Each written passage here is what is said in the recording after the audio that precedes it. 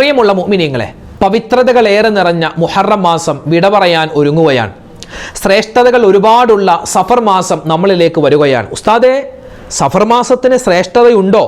സഫർ മാസം നല്ല മാസമാണോ? സഫർ മാസത്തിൽ കല്യാണം വെക്കാമോ? സഫർ മാസത്തിൽ വീട് കൂടാമോ?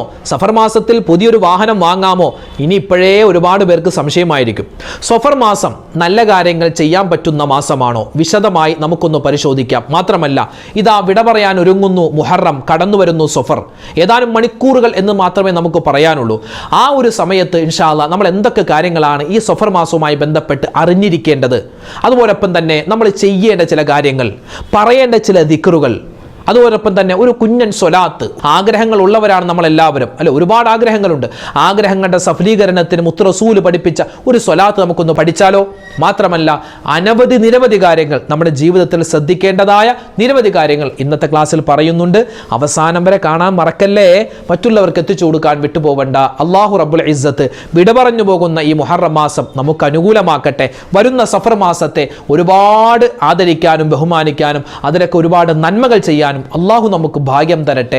ആമീൻ യാ റബ്ബൽ ആലമീൻ. അസ്സലാമു അലൈക്കും വറഹ്മത്തുള്ളാഹി വബറകാതുഹു.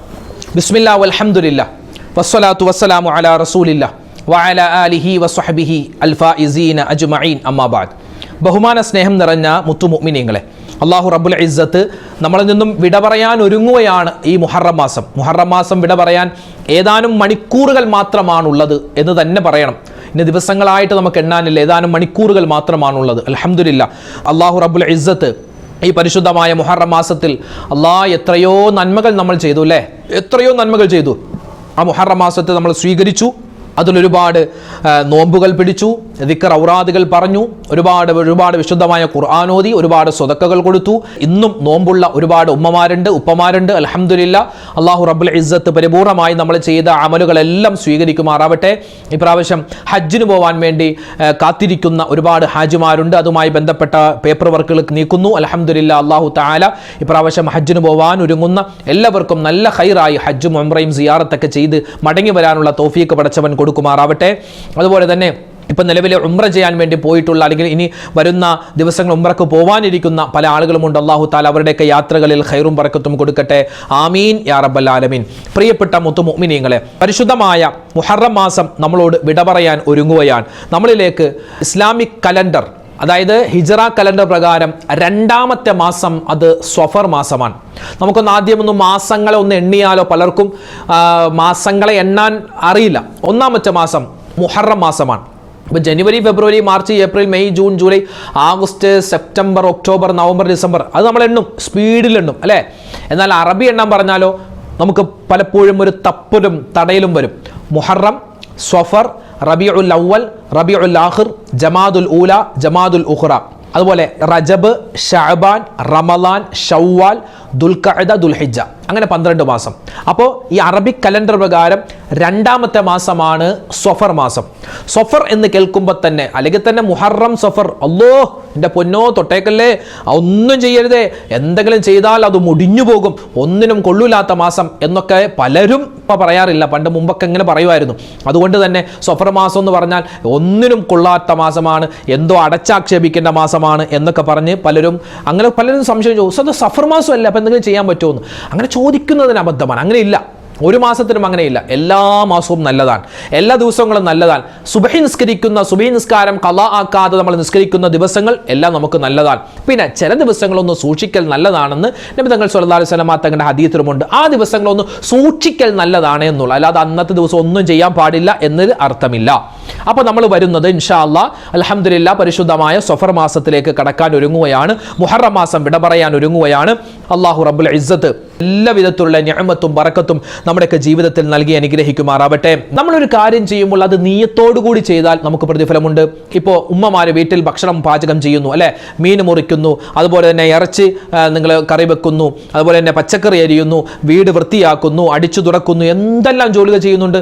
നിങ്ങൾ ആ ചെയ്യുന്ന ജോലിയൊക്കെ ഒരു ഇബാദത്താക്കി മാറ്റാൻ പറ്റും. നിസ്കാരം മാത്രമല്ല ഇബാദത്ത്, നിങ്ങൾ ചെയ്യുന്ന ഏത് ജോലിയും ഇബാദത്താക്കാം. എങ്ങനെ? നിങ്ങൾ തുടങ്ങുമ്പോൾ ബിസ്മി പറഞ്ഞിട്ട് തുടങ്ങണം. പിന്നെയോ അതിനൊരു നിയ്യത്ത് വേണം. അല്ലാഹുവേ പടച്ചോനെ, ഞാനിതാ വസ്ത്രം കഴുകുകയാണ്, ഇതിൻ്റെ പ്രതിഫലം എനിക്ക് തരണേ അല്ലാ. കാരണം വസ്ത്രം ഒരു മനുഷ്യൻ വൃത്തിയാക്കിയാൽ അതിന് കൂലിയുണ്ട്, ഭക്ഷണം പാചകം ചെയ്താൽ ഇതിന് പ്രതിഫലമുണ്ട്. അപ്പോൾ ഓരോന്നിനും പ്രതിഫലമുണ്ട്. അപ്പോൾ നമ്മൾ എന്ത് ചെയ്യണം? ബിസ്മി കൊണ്ട് തുടങ്ങേണ്ടതുണ്ട്.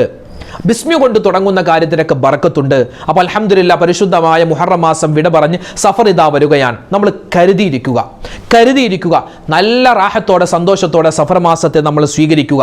അല്ലേ? ജാഹിലിയ കാലഘട്ടത്തിൽ ഈ സഫർ മാസത്തെ അന്ന് മുതലേ അവരിങ്ങനെ ഈ സഫർ മാസത്തെ അടച്ച് ആക്ഷേപിക്കുമായിരുന്നു.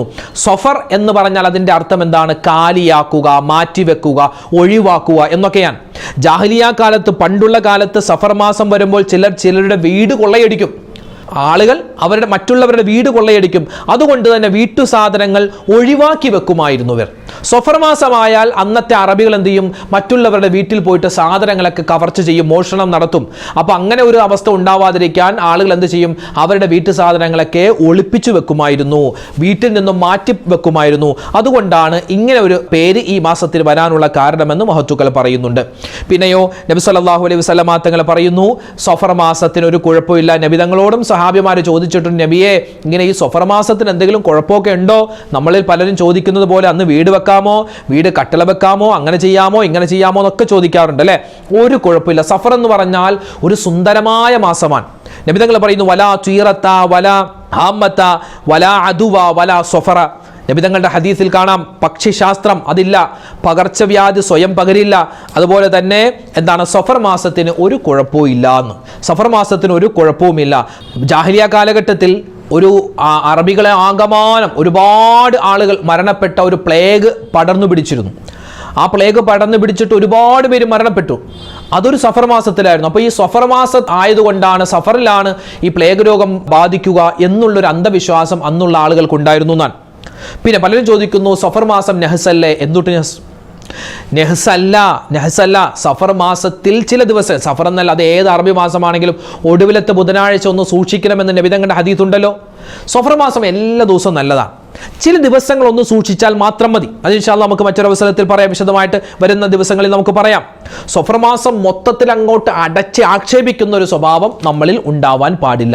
ഒരുപാട് പേർക്കുള്ള സംശയമാണ്, സഫർ അല്ലേ ഉസ്താദേ, കല്യാണം നിശ്ചയം വെക്കാൻ പറ്റുമോ, കട്ടില വെക്കാൻ പറ്റുമോ, വീടിന് കുറ്റിയടിക്കാൻ പറ്റുമോ, ബിസിനസ്സിന് ഇറങ്ങാൻ പറ്റുമോ, കച്ചവടത്തിന് പോകാൻ പറ്റുമോ, വീട് കയറി കൂടാൻ പറ്റുമോ, പുതിയ വാഹനം വാങ്ങാൻ പറ്റുമോ, ഇങ്ങനെ ഒരുപാട് ചോദ്യമുണ്ട്.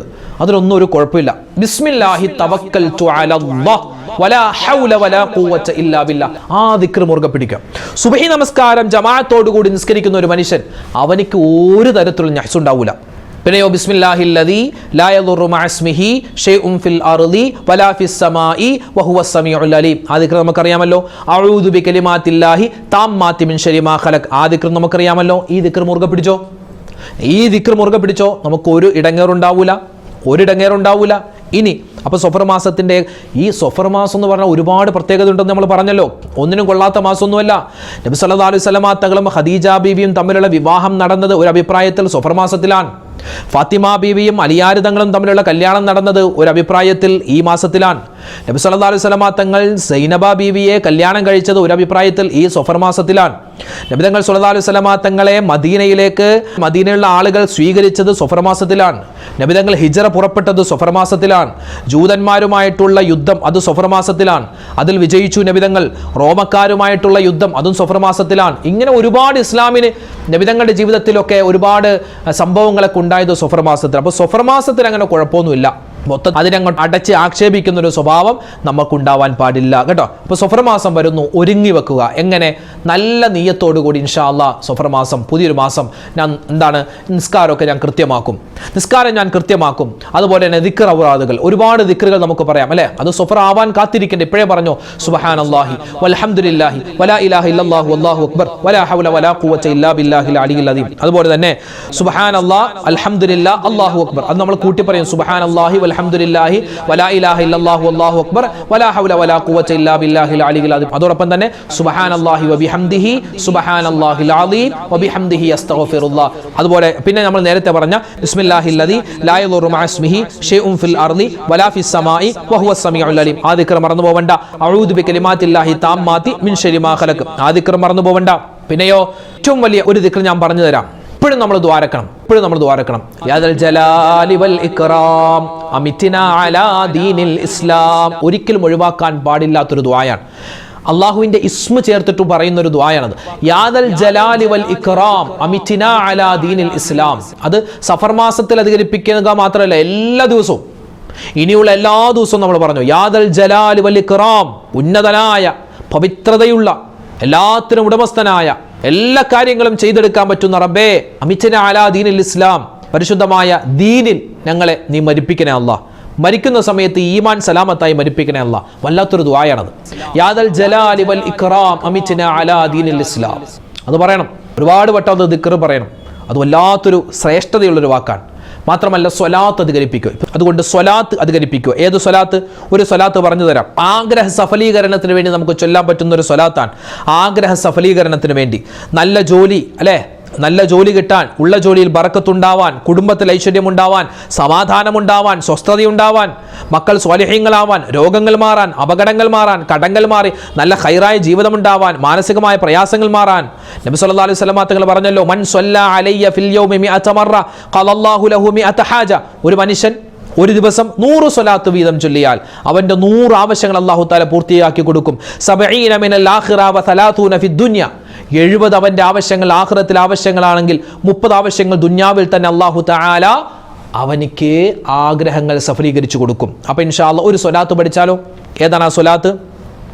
മഹാന്മാരായ 4 മലക്കുകൾ നബി തങ്ങളുടെ അടുക്കൽ വന്നു. മഹാന്മാരായ 4 മലക്കുകൾ നബി തങ്ങളുടെ അടുക്കൽ വന്നു. 1 ജിബ്രീലാണ്, 2 മീകായിലാണ്, 3 ഇസ്രാഫീലാണ്, 4 അസ്രായീലാണ് അലൈഹിമസ്സലാത്തു വസ്സലാം. ഇവർ 4 പേരും പറഞ്ഞത്, നബിയേ, നിങ്ങൾക്ക് വേണ്ടി ഒരു മനുഷ്യൻ, നിങ്ങളുടെ ഉമ്മത്തിൽപ്പെട്ട മനുഷ്യൻ ഒരു ദിവസം 10 പ്രാവശ്യം വീതം സ്വലാത്ത് ചൊല്ലിയാൽ അവർക്കൊക്കെ ഞങ്ങൾ ഒരുപാട് ഓഫറുകൾ വാഗ്ദാനം ചെയ്യുകയാണ്. അസ്രായീൽ എന്ന മലക്ക് പറയുന്നു, നബിയേ, നിങ്ങളുടെ പേരിൽ ഒരു മനുഷ്യൻ 10 പ്രാവശ്യം സ്വലാത്ത് ചൊല്ലിയാൽ അവൻ്റെ റൂഹിനെ ഞാൻ നല്ല മാർദ്ധവത്തോടു കൂടിയായിരിക്കും പിടിക്കുക.